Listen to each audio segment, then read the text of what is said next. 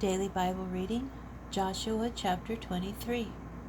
Much later, after the Lord had given Israel rest from all the enemies around them, and when Joshua was old and well advanced in years, Joshua summoned all Israel, their elders and commanders, their magistrates and officials, and said to them, I have grown old and am advanced in years. You have seen all that the Lord your God has done to all those nations on your account, for it was the Lord your God who fought for you.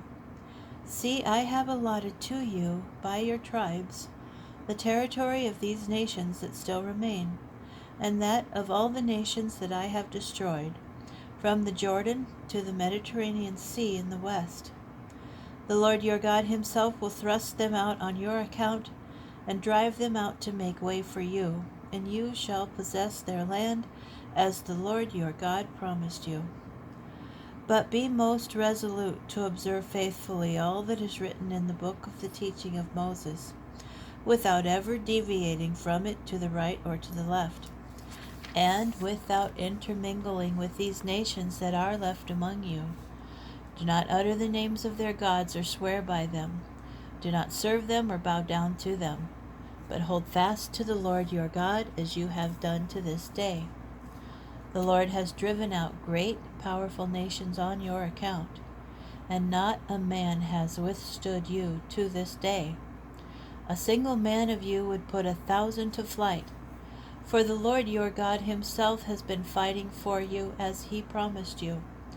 For your own sakes, therefore, be most mindful to love the Lord your God. For should you turn away and attach yourselves to the remnant of those nations, to those that are left among you, and intermarry with them, you joining them and they joining you, know for certain that the Lord your God will not continue to drive these nations out before you. They shall become a snare and a trap for you, a scourge to your sides and thorns in your eyes, until you perish from this good land that the Lord your God has given you. I am now going the way of all the earth. Acknowledge with all your heart and soul that not one of the good things that the Lord your God promised you has failed to happen. They have all come true for you. Not a single one has failed.